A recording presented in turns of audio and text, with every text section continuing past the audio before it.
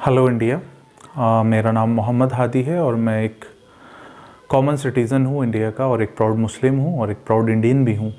So basically ये video मैं बहुत दिन से बनाना चाहता था। काफ़ी दिन से एक टॉपिक ऐसा प्रिवेल कर रहा है सोसाइटी में, जिसके ऊपर बोलना या वीडियो बनाना जो है वो एक सिटीज़न, एज ए सिटीज़न और एज ए मुस्लिम मेरे ऊपर वाजिब हो गया था, मीन्स कंपलसरी हो गया था बताना।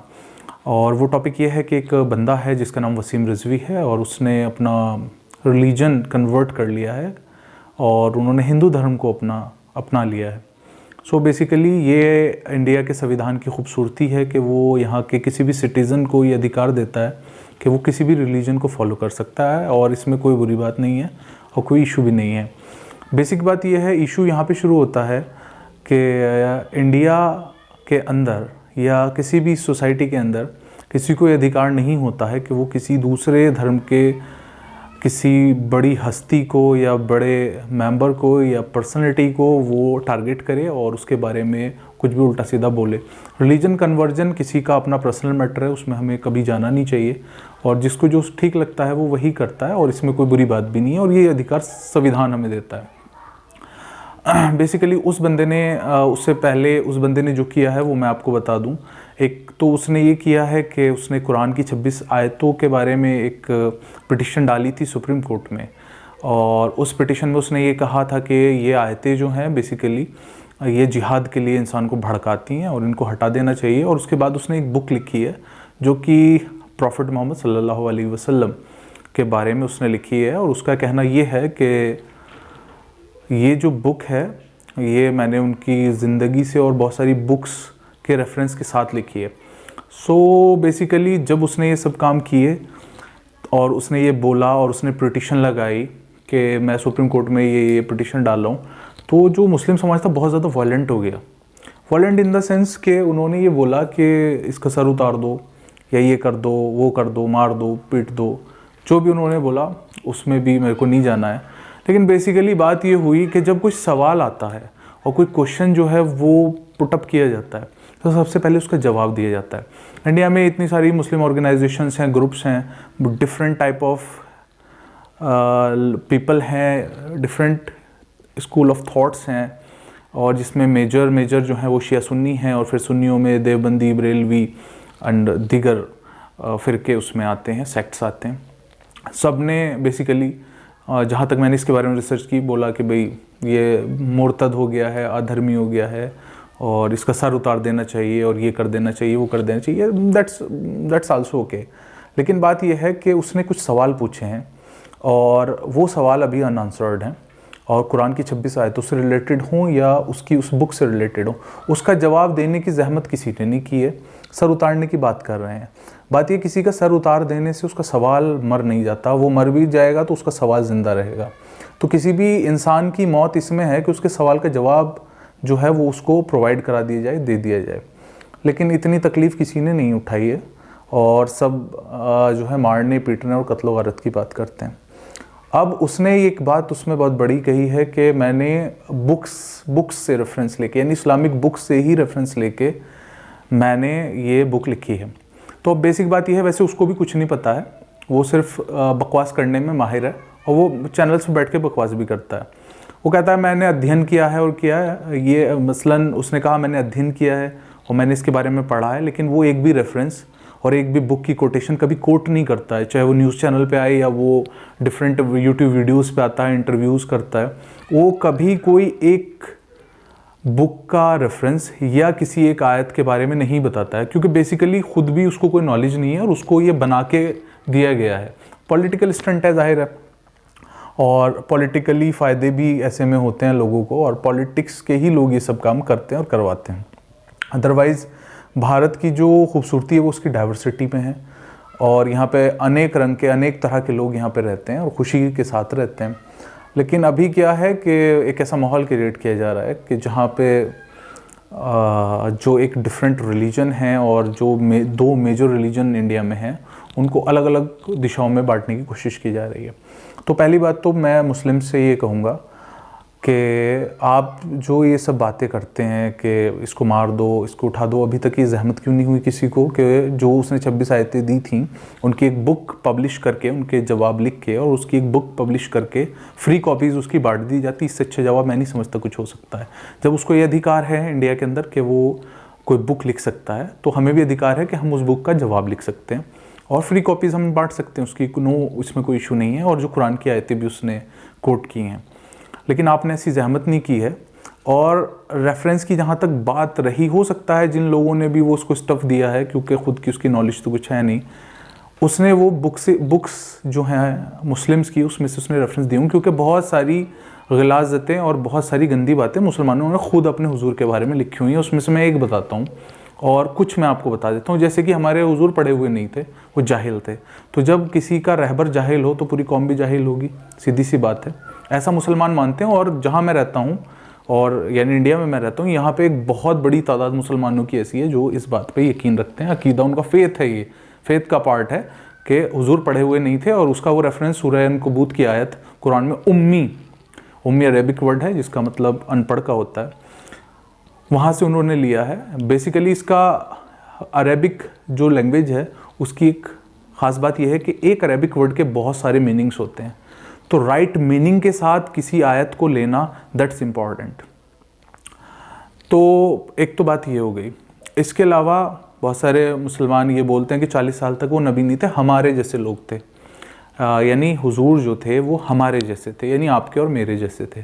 ठीक है, तो फिर आज के मुसलमान को लोग देखते हैं और फिर कोशिश करते हैं हुजूर को देखने, क्योंकि वो कह रहे हैं कि 40 साल के बाद नबी बने हैं, उससे पहले तो वो हमारे जैसे थे। और ये भी एक बहुत बड़ा मुसलमानी तबका और बहुत बड़े सेक्ट्स जो हैं मुसलमान के, वो इस पर अकीदा रखते हैं।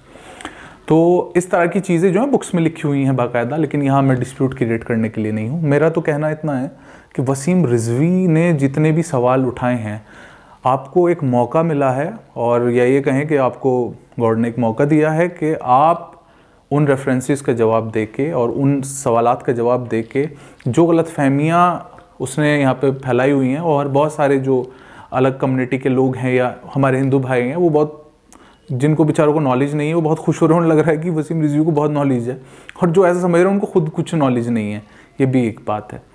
तो उनको पता चले, इतना अच्छा अपॉर्चुनिटी आपको अल्लाह ने दी है और गॉड ने दी है कि आप उसके जवाबात लिखें और वो वसीम रिजवी तक पहुँचाएँ। उसकी फ्री कॉपीज़ बांट दें, जहाँ भी जो भी कर सकता हो उसमें डोनेशन डाल के, जैसे भी, और फ्री कॉपीज़ उसकी बांट दें, सवाल अपने आप ख़त्म हो जाएगा। और इससे बड़ी जो मौत है वो किसी आदमी की नहीं हो सकती कि उसके सवाल का जवाब उसे जूते की तरह दिया जाए, पहली बात। और ये फालतू की बातें करना कि उसको मार देना चाहिए, इससे क्या मिलेगा? सवाल ज़िंदा रहेगा, सवाल कभी नहीं मरता है, इंसान मर सकता है।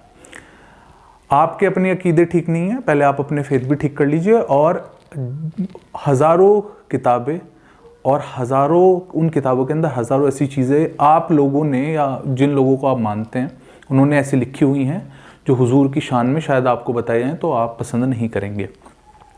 और एक यहाँ के जो जनरल मुसलमान हैं, जहाँ मैं रहता हूँ, वहाँ के भी और दीगर ऑल ओवर द इंडिया, जितने गुंडे बदमाश और जितने भी ज़्यादा जालिम राजा यहाँ हुए हैं, आपने उन सबको हीरो बनाया है ना। तो आपके अपने अंदर बहुत सारे फॉल्ट हैं, और आप कहते हैं कि आपके नबी पढ़े हुए नहीं थे, फॉर एग्जांपल, ऐसा मुसलमान कहते हैं, तो इसलिए आप भी नहीं पढ़ते हैं। आपका लिटरेसी रेट बहुत ज़्यादा कम है। जिस समाज में मैं रह रहा हूँ, जहाँ पे, वहाँ पे जब बच्ची 7th 8th क्लास में आती है और वो बड़ी होने लगती है, एडल्टहुड की तरफ चलती है, तो उसे घर बिठा दिया जाता है कि नहीं, अब इसको मत पढ़ाओ, अब इसका हो गया है।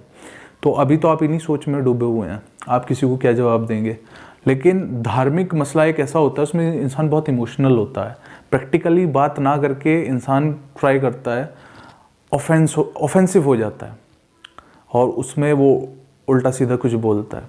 कोई भी बंदा जो मेरी वीडियो देख रहा है या सुन रहा है, मैं उसको यही बोलूँगा कि या तो आप सवाल के जवाब दीजिए, अदरवाइज़ आपको बोलने का कोई हक़ नहीं है। किसी का सर उतारने से कुछ नहीं होता है, ये इंडिया है।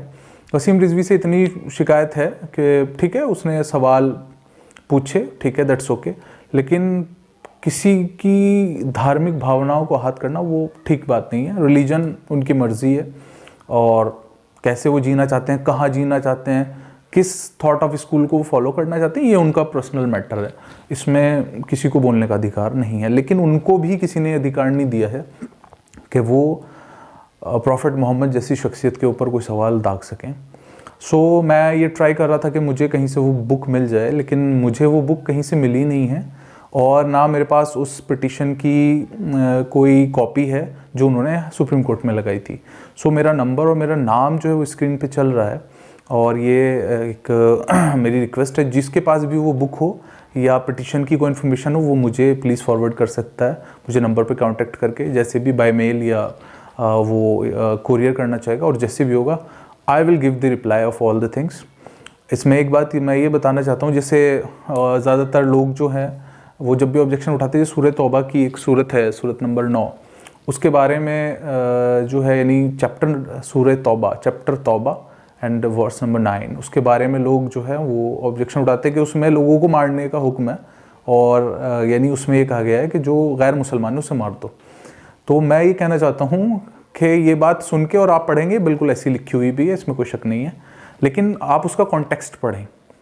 कॉन्टेक्स्ट का मतलब सूरत नंबर 1 से यानी वर्स नंबर 1 से, खाली वर्स नंबर 9 पढ़ के और उसके बारे में कोई ओपिनियन बनाना ये ठीक नहीं है। आप उसका पूरा कॉन्टेक्स्ट पढ़ें सूरत नंबर 1 से, यानी जो उसकी वर्स नंबर 1 है उससे उसको पढ़ना शुरू करें और वर्स नंबर 1 से पढ़ के 9 तक जब आएंगे आपको सारा पता चल जाएगा किन लोगों के लिए कहा गया है।